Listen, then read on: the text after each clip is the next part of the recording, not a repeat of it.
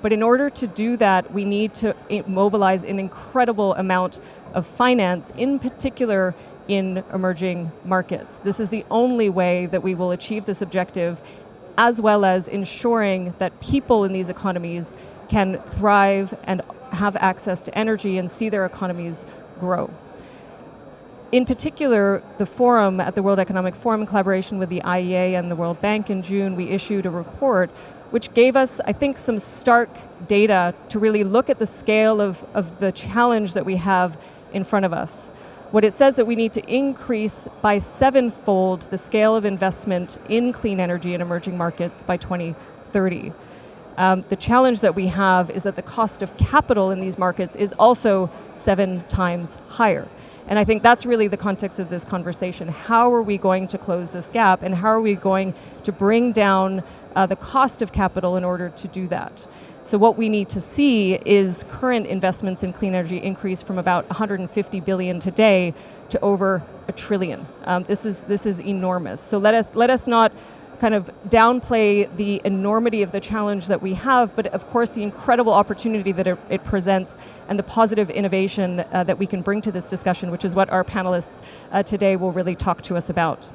So a lot of this work, of course, is founded in a collaboration with many institutions, and I think that's key, is that to achieve this we need an incredible amount of collaboration. And at the World Economic Forum, we host an initiative called Mobilizing Finance for Clean Energy, specifically in emerging markets. And we hope that these conversations can really help inspire, advance, and drive some of those efforts. So for us to really advance this conversation, as I said, we have an incredible panel with us here today. One, to look at how are we going to tackle this challenge? What are some of the examples, I think, that give us a light of positive opportunity in this space? And thirdly, how are we going to scale? How do we scale? So we have with us Arifin Tasfir, the Minister of Energy and Mineral Resources of Indonesia. Anna Karin Jatko, Director General of the Swedish Export Credit Agency. And of course, Claudio Fascin, the CEO of Hitachi Energy. So welcome to you all into this important discussion. So let me start with you, Claudio, if that's okay. Of course, Hitachi is incredibly committed to investing in clean energy solutions, in particular in emerging markets. I laid out some of the statistics and the challenges that we have in front of us, and what I'd love for you just to kind of kick us off with is not a negative note of these are all the challenges that we have in front of us, but really just framing what are some of the obstacles that we need to collectively overcome in order to close that financing gap. Thank you, and great to be here. So, to start with, maybe on the bigger picture, there is no doubt, and you mentioned 7 times what we've been doing in the past, and of course, I don't think that we have the solutions on looking backwards on what we have done so far. We have to allow ourselves to innovate going forward, and when I mean innovate, of course, certainly from a technology standpoint, we need to continue to drive innovation, to drive the cost down, so that this financing would find more attractive places to go, but at the same time innovating in terms of business models, in terms of how do we collaborate across all the stakeholders to make this equation work. And when you look at it from a technology standpoint, first of all, I think it's important for the audience to understand that the technology is not the bottleneck today, it's not the roadblock. Of course, we as technology provider, we continue to innovate, we continue to challenge ourselves in order to make sure that we have the right competitive technology out there. What we need to work on in order to scale this up is find the operating collaborative models that allow us to deploy at scale that technology. And when it comes to particular emerging markets, emerging economies, there are, and Indonesia, if I may, is one of the clear examples where within that ecosystem there is room to deploy all the technologies that are already today available for instance, providing access to electricity, affordability as well in remote islands in terms of microgrids, energy storage, using renewables rather than diesel generation, for instance. On the other end, Indonesia has also a need to create a stronger backbone, to interconnect the mainland and to, as it was already communicated, to come gradually out of coal. We need to relocate the resources from a renewable standpoint and therefore redesign the overall grid infrastructure. Now, if you look at it from attractiveness in terms of investment, I would, of course, I do see the challenge in terms of higher risk, in terms of returns, in terms of uncertainties created in this particular environment. But when you look at the overall energy transition, and if you look at what returns we can get by investing in those emerging markets, we could create learnings and fast-track learnings by deploying that technology with the right financial models that then can be also leveraged as a learning in mature markets. And we've seen some of those cases as well. Yeah, no, absolutely. I mean, sort of a few points there. One is the opportunity, as you say, there in many markets, energy demand, of course, is increasing part and parcel with economic progress. So there's an incredible opportunity to use that as a space for innovation as well. And we are seeing, and I think we'll discuss this, we are seeing very clear kind of drawing down of cost of a number of these technologies. And so it's not necessarily a case of it always costing more. I think the cost of capital, though, in certain instances is still part of the challenge. So the technology solutions, as you say, are available in certain contexts. We need to scale the deployment of those solutions in markets globally. And I think, and at scale, when we talk about the sort of volume of finance is quite significant. So I think the note about technology availability is certainly critical, and we'll come back to that with a few examples as well. I mean, I think Claudio pointed to Indonesia, of course, as an example. And Minister, you have set incredibly bold targets and ambitions on this agenda in Indonesia. And you yourselves have estimated that you need about 5 billion in investment into renewables annually until 2025 for you to meet your target of reaching 23% renewable in the national renewables in the national energy mix. So I would love to hear from you how you see partnership and investment helping you achieve this incredible objective. Well, thank you, Antonio. Indonesia, as you may know, that we are using fossil energy for quite long because we have the source of energy in our country. We are blessed with the source of energy. And then recently we signed the Paris Agreement that we agreed to reduce the emission.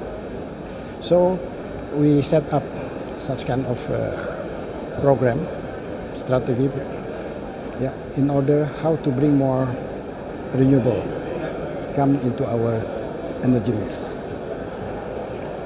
In our target by 2025, we have to put 23% of renewable in our system. So recently, we are using only 11%. So we have to bring about 10 to 12 gigawatt renewable into our system. And of course, this will require such kind of investment because not only for the energy generator itself, but we also have to consider about the infrastructures. Location of the renewable source, spread it all over. We are an archipelagic country. We are blessed. We have big potential of solar energy, hydro, geothermal, wind, even the tidal and undercurrent. So we thought that by getting the support of this amount of capital, we may achieve. But we are not rely on the international support itself. Government also allocates such kind of budget in order to realize the thing. But again, I think all the countries right now aiming to reduce the emission, willing to bring clean and renewable energy in all systems. So this is such kind of a good vision. And then it will make an easy collaboration among the nations to support each other. No, thank you, Minister. And could you talked to, of course, the role of international finance, the investments that are happening at the domestic level. How do you see that collaboration with the international private finance community in coming in to really support the objectives that you outlined of achieving that 5 billion in investment? Well, three-party collaboration will be essential.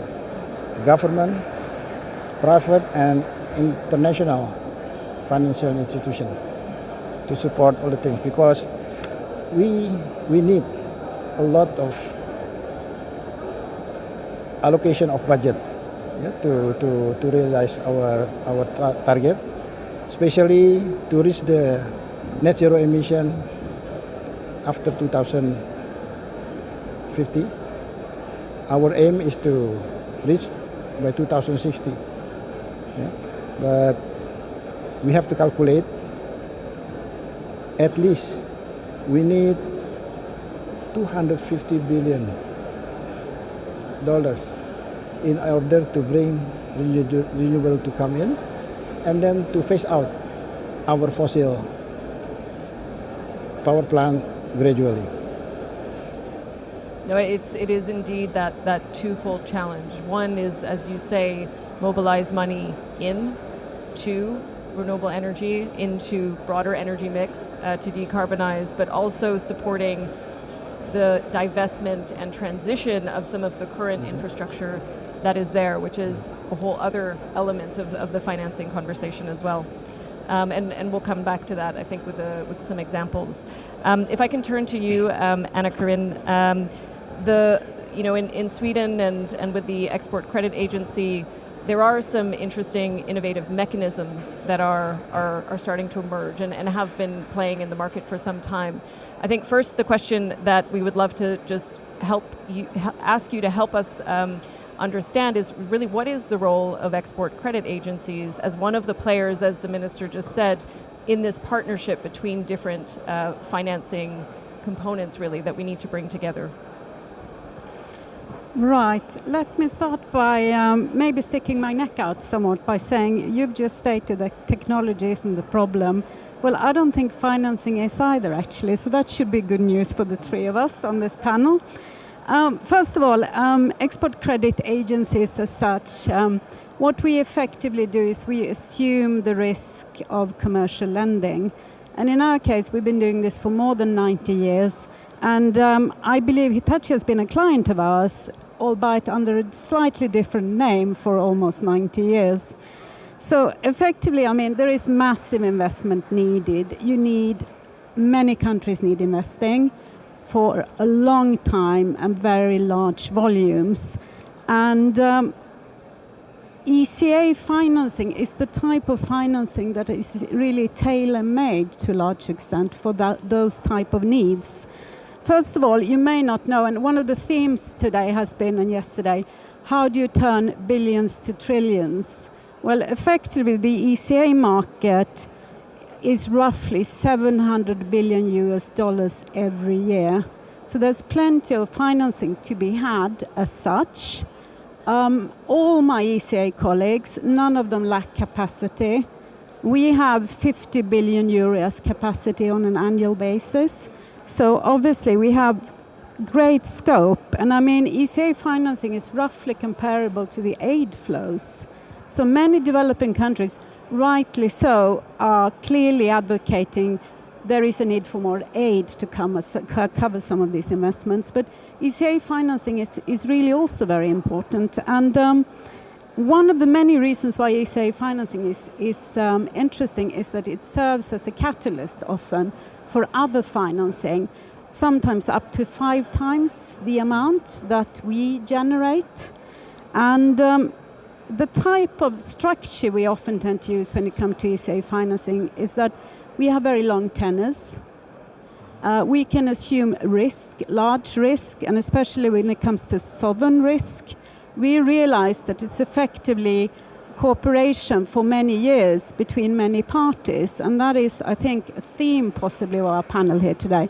How do we really ensure that that cooperation happens? Because you don't easily finance large projects that have got very long-term tenor without cooperation. And one of the many issues here is that, as you said, technology per se is not the challenge. However, there is a need to ensure that developing markets have access to the latest technology. And that's where ECA financing can actually ensure that the long-term cost of buying the latest technology is actually achievable, rather than only focusing on buying the cheapest technology, which is very short-term, because we are trying to serve, the global long-term energy supply. So I think all in all, this type of financing has got plenty of scope when it comes to financing energy long-term in all developing markets. No, thank you. I mean, as you say at the top, the financing is available. There is plenty of financing available in the system. How do we create the frameworks and then the mechanisms to channel the finance to the right place and to the right place and to the right solutions, I think, is critical. Maybe just as a follow-up for you, I mean, in the way that you talk about the credit agency and the work and the availability of finance, it's framed in a sense as though it's not being leveraged enough. So I would just love to hear from you, what is it that is perhaps, an action, new partnerships to help leverage this as a source of capital alongside others more? I think firstly, it's the realization that because this is long-term, it requires long-term cooperation. All these projects have a number of sustainability risks, and you really need to monitor them, not only at the time when you are beginning a discussion, but you need to really be there for a long time. And that's why I think that we may come back to an example or two later, but effectively, when you get those many parties, also as the minister outlined, we're talking governments, we're talking DFIs, we're talking banks, we're clearly talking exporters, highly skilled companies, and also ECA. But I think the other side of that coin is, yes, we can all do better, we need to cooperate more, we need to be more long-term, and that's why we're here today. But the other side of the coin is that we need to stop dragging our feet when it comes to really changing rules and regulations for this type of finance. It's clear that we have not really started running when it comes to ensuring that renewable finance, for example, can achieve better terms and conditions. And all terms and conditions in the financial sector are rules-based. So in a way, this is really one of those key factors that if we are to ensure this renewable energy transition, we need to actually change some of the rules of the regulations as well. Okay, I'm going to come back to you and ask you to give me some examples of which rules and regulations need to be changed, but give you a minute on that one. Maybe, Minister, if I could come back to you on this as well. So of course, we are talking about investing in emerging markets, and there's various dimensions to that. Of course, there is the dimensions related to the investment itself. So how can we ensure that the context is favorable for renewable energy investments from a policy perspective and a regulatory perspective in Indonesia, of course. But also, what are some of the examples of efforts that you're driving in order to do that? When we think again about these different types of flows of finance that might come in internationally as well. Yeah. Thank you. Well, in order to attract investor and finance support to our country, we prepare regulation.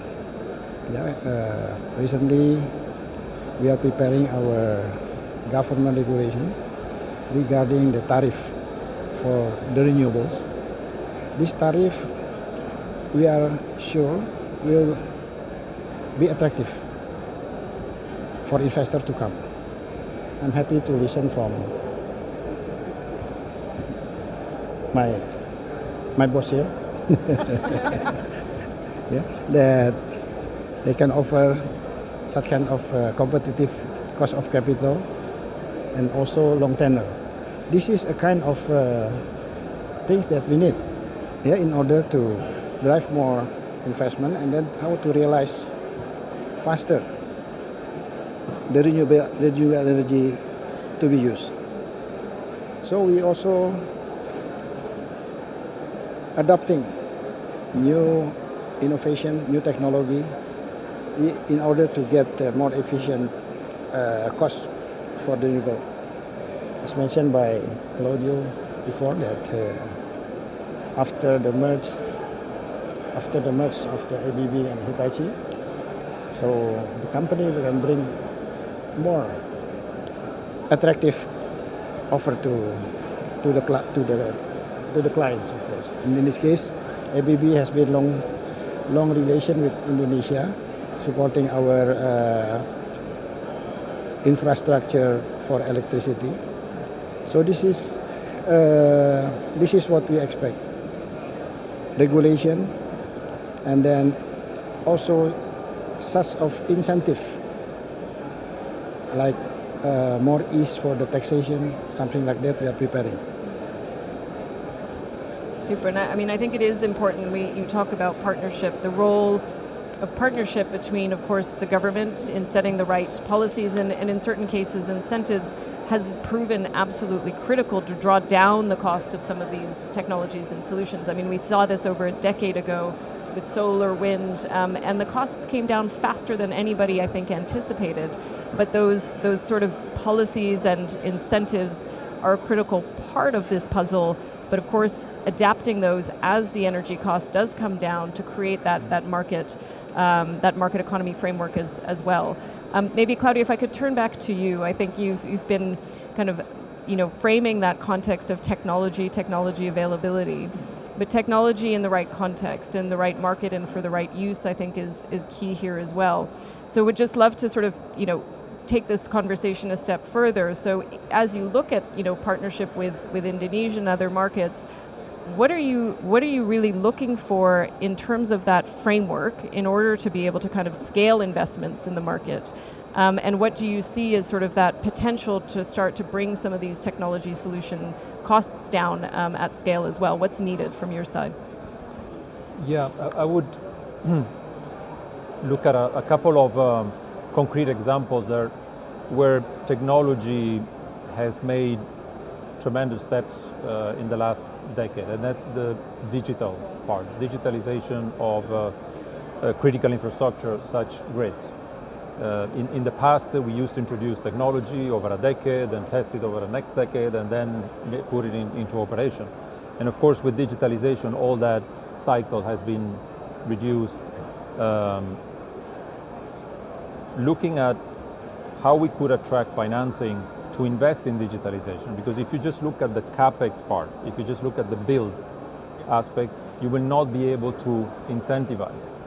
But there is no doubt that with digitalization, creating smarter grids, and Indonesia has put a concrete initiative in that area to look at how much we would save in terms of less disruptions, in terms of better efficiency, in terms of demand response, looking at I generate what I need and not curtail, for instance, renewables going forward. So all of that needs a different way of assessing the returns. It needs evaluating the life cycle cost of that investment. So CapEx would be one, but then also OpEx would be another important element to take into account. And that goes the same for larger scale interconnections, as well as I mentioned before, edge technology in the grids and storage. What I believe it's really essential that we all see the opportunity of accelerating this energy transition, that we all understand that there is no way that we can get there globally if we do not make this happen in emerging economies. No, absolutely. And I think, let us maybe dive into a couple of specific examples. I think, we of course discuss these issues at a global scale, and in this case, in the context of emerging markets, of course, themselves are incredibly diverse in terms of the types of approaches and solutions, not only in terms of financing, but what actually is appropriate in the context of the market and where it's at. Coming back to you, Anna Karin, you have some examples, I think, to share with us around how your work has helped to kind of bring further solutions into some of the emerging markets through using some of these innovative financing mechanisms that you discussed. So maybe if you could share some of those examples so that we can bring some specific flavor to the conversation as well. Yes, I think we have quite a recent and very successful example. Let me start by just ensuring that we're all in Angola now, an African country with 30 million inhabitants, seventh largest country in Africa, who is clearly very reliant on fossil fuels for producing electricity. Young population need more electricity. And what we have done together with a number of different parties, I'll come back to those in a minute, is that we have actually financed the biggest solar energy project in Sub-Saharan Africa, which is producing 370 megawatts on an annual basis. It has 7 different facilities, and these type of projects in that type of market, you would normally assume, yes, this will take many, many, many years. And in fact, this solar park is going to be completed 2022. So I think it's a very good example of the technology transfer that Hitachi has been contributing to. But our part has really been to ensure that there is financing.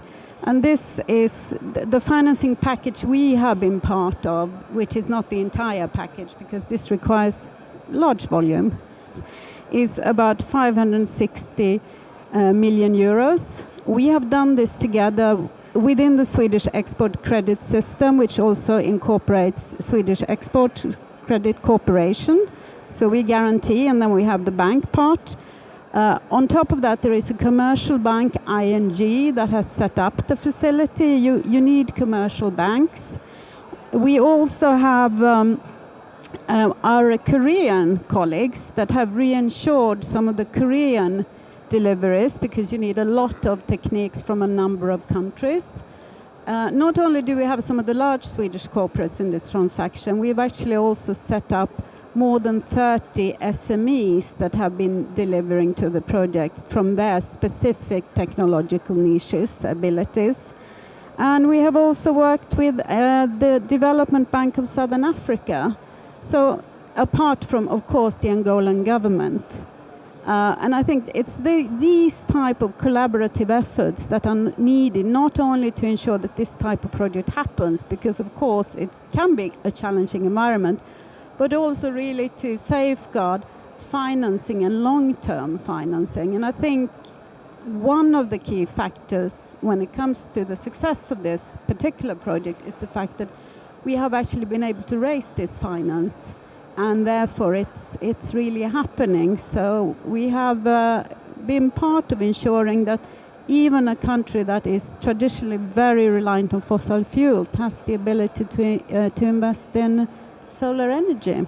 So that's really, I think, is a very positive example of the many opportunities, because I think the word here is opportunity, and I think you've already raised that, Claudio. Claudio, jump in.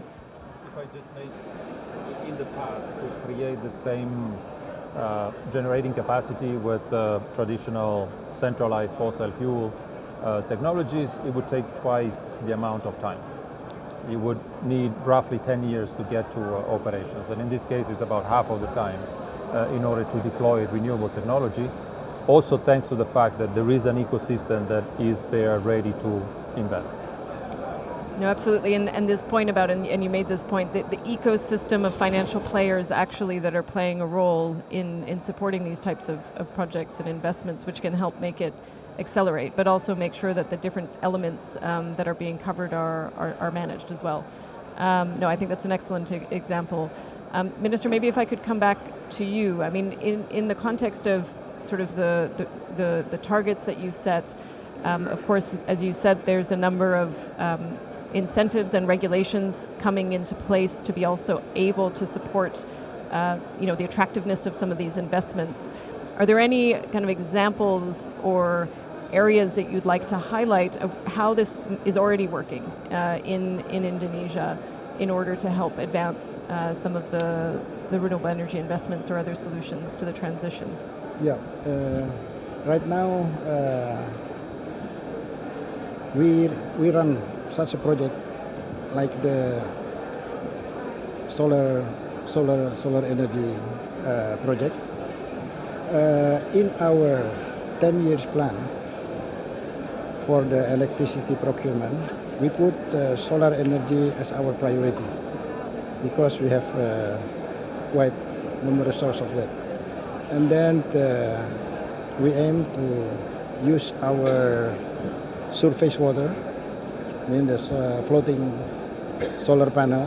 Yeah, then right now under construction, one unit is in the West Java, 145 megawatt, and it will come another package. So right now, some investor, they are more attractive. They are more. They have more intention to invest in renewable energy in Indonesia, especially for the solar energy, because the technology become improved, and then the cost also can be much competitive, and the time of the construction is also shortest. And Indonesia, we have many islands in the country that we have to fulfill the needs of the electricity to our people who live in there. So we also looking the recent developed technologies such as the tidal small scales in order to replace our diesel fossil fuels. So we have a discussion with the several technology companies in order to support our energy transition. Oh, this is excellent. So, I think one of the things that we have seen on here and on Finance Day is, of course, enormous commitment, as you say, from the finance community to make capital available. Right, as we said, there's availability of capital. There are examples of projects and partnerships that are coming together in order to start to deploy this capital and help advance this energy transition. I think that the challenge, maybe for us to just take us into the next part of the discussion, is how do we do this quickly enough and at, I think, a scale that we haven't seen before, globally, of course, but also in this case, in the context of our conversation, in these emerging markets. And I think it's excellent to point to examples, but I think this is really where we need to start getting, let's say, increasingly creative. How do we scale at speed? How do we take these examples of partnerships and kind of increase them tenfold, while also starting to phase down some of the fossil solutions quickly that are currently forming, in certain cases, the bulk of the energy mix, while also obviously ensuring that all of the populations have access to power. So the question for me now is scale. What are we going to do to accelerate the pace of that investment and transition? So maybe, Claudio, if I could start with you just for your thoughts on that. How do you bring more solutions to market? I think one good approach, and we've been working together jointly with the WEF on creating a system value framework that allows all the stakeholders to look at the respective building blocks, not only from a technology standpoint, not only from a financial return standpoint, but also, for instance, from a consumer standpoint. How do we make sure that the technology that we deploy with the right financing model has also a benefit to the consumers, to the users, to the people that the minister was mentioning? It's living in an island, and for the time being, the only way for them to get electricity is running diesel. Within that framework, there is then, of course, the need, once we have looked at the whole system, of making decisions, taking decisions on prioritizing, making decisions across, of course, all those options. What is the best way to get to decarbonize? Of course, getting there the fastest, but also not leaving anyone behind. So, and those decisions are the ones that usually, from a business standpoint, are sort of, we're used to make those.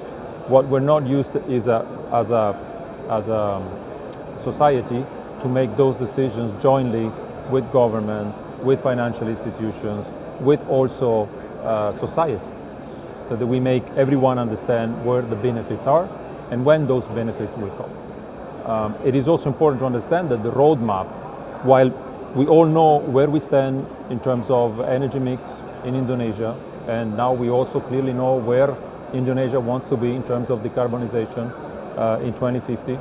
We have the same in many other countries. The roadmap to get there is different.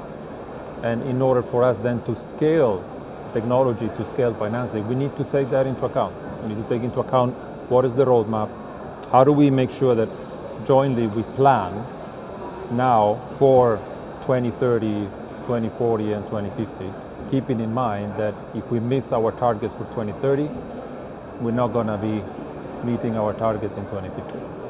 Yeah, no, absolutely. I mean, I think this is the additional challenge, is how do we start investing today? Because if we don't invest today, we're not on track for 2030. Maybe Claudia, just a follow-up question for you. You talked about how this requires a different type of collaboration.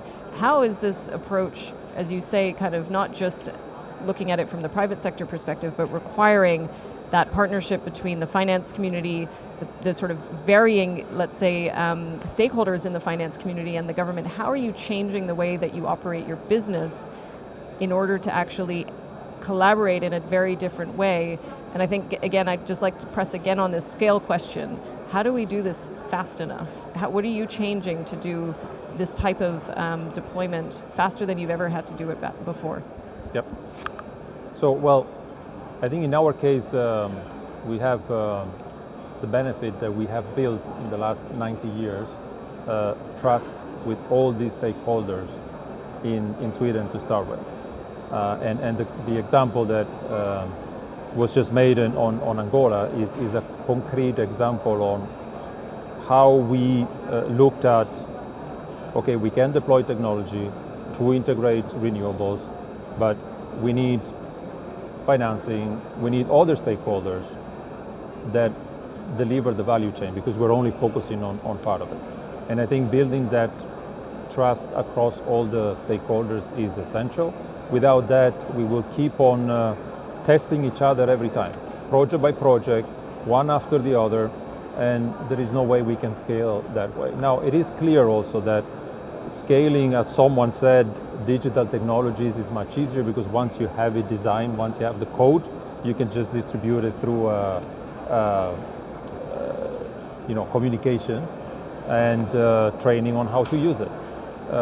Large-scale infrastructure requires more piloting, requires more testing, and also more testing on how that technology needs to be deployed. But I think we have an opportunity today, and I agree with you, that it's more the opportunity than the risk to align on how do we want to deploy those technologies across, and taking the learnings that, for instance, we build starting from Sweden and replicate that. One very good example is this system value framework, where Indonesia took it and made a very concrete plan on how to leverage all those building blocks and deliver on that technology. Now it's up to all of us to chip in and contribute. No, absolutely. And Akrina, if I could turn to you, it's sort of basically the same question: is how do really scale? And how do we scale in a way that puts that sort of money on the ground much more quickly? I mean, it's not only a question of scaling, it's a question of speeding up as well. So we have a twofold challenge. And I think, I agree with Claudia, we need partnership, we need trust, we need to be long-term, we need to stick to the plan that's been made and really not lose sight of the fact that the clock is ticking the whole time. To be more specific when it comes to financing, I think what we need to do is to ensure that some of the straitjacket that we ourselves have chosen to wear when it comes to the OECD rules and regulations, we need to loosen this. We need to adapt rules and regulations when it comes to export finance to the reality and to the test of time, effectively. I mean, the fact that this is an agreement that's very important, but it's based on consensus, and unfortunately we just all need to sit up and realize that the clock is ticking, so we can really have the right incentives for renewable energy, renewable technology. And it's effectively a question of supply and demand. If we ensure that it's easier to finance the right type of technology, then obviously the supply of old fossil, etc., is not going to be relevant long term. So I think there is a part where rules and regulations really need to be modernized and rapidly in order to ensure not least financing for developing markets. Could you, and I said I would come back to you on this, I would love for the audience also for you maybe just to unpack and give us a few examples of where are the, let's say, rules and regulations counterproductive? What are some specific roadblocks that you would point to that if taken away could help actually overcome? I think once upon a time when our colleagues actually sat down and designed these rules and regulations, they worked. But I mean, why is it that if you want to export finance wind, it's 18 years. Why not 25 as an example? It's a long-term investment, wind's free. Why is it that you have to have quite substantial advanced payments? I mean, obviously, yes, advanced payment is part of a credit analysis, but maybe to speed up and scale up, you need to be looking at exactly how big is the advance, just so you really start working on the plan rather than getting stuck, in the beginning. There are a number of technical details like payment plans and so on that are just outdated when it comes to the need for these type of investments. No, and I think it's an important point is again, often we do talk about the scale of investment needed, the partnerships needed at a very macro level, but ultimately a lot of the devil is in the detail. It's actually looking at the specific mechanisms, the specific regulations, the specific kind of conditions that actually if we fix a lot of those details, suddenly we can unlock quite a lot of challenges that we see as well. Minister, maybe coming back to you, in order to sort of scale, sort of thinking about some of the projects that you mentioned and the discussions that you're having, what could help you move faster on achieving the targets that you've set? Okay. We have the resources in the country. We have the demand. Talking about demand, we are not talking only Indonesia, because we are also having a good relation with our neighboring countries like ASEAN. So in order to accelerate the things in Indonesia itself, we should prepare such kind of regulations which is attractive for investor to come, and we guarantee that the investment will be returned in a good manner. So this is, I think, and then make more easier permit, something like that. So we hope, the intention of the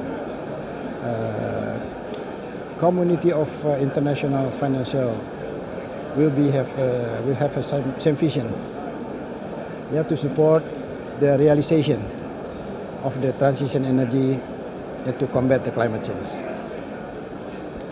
So this is a call and an invitation to the international finance community to come to the wonderful Indonesia and look at the possibilities of it. Welcome, not Indonesia, also ASEAN. And the ASEAN region. Of course, I've been there, I can attest. It's a wonderful place. Claudio. If I may add to that, we've been, as Minister mentioned, for decades working to support building a stronger infrastructure from an electricity standpoint. And I don't think that we had in the past a clear plan as we have today from their side. What we now need is to leverage that and also be open, also from our side as technology providers. You know, what we did together with PLN in Indonesia is that we share our roadmap of technology and also ask them to come back to us and say, okay, this technology might work for us, this one you should look at some different perspectives. And once we have that, then of course it's also our task as technology providers to go back to the other stakeholders, to go back and, as she was saying, look at from a regulation standpoint, we can't use only the tools that we have in the old toolbox. We need to create new toolboxes for that to happen. And scaling in this case is really about taking the opportunity to also challenge what are the goals that we have. It's clear that we want to decarbonize. It's clear where we want to go.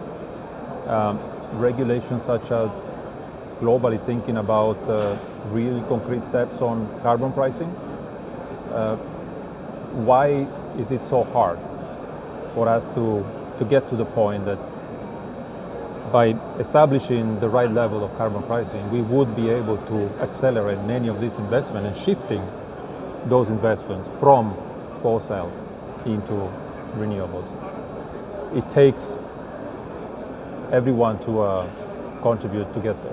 Yeah, no, absolutely, and maybe sort of bit of a plug, but I mean, last week with the World Economic Forum, we had over 91 CEOs who signed an open letter exactly to make some of these points, right? Yes, we need business leadership. All of these CEOs have set decarbonization targets that are Paris aligned, but also we can do more if we do it in partnership, of course, in partnerships with governments to help facilitate the establishment of carbon prices as a scaling mechanism, probably faster than any other.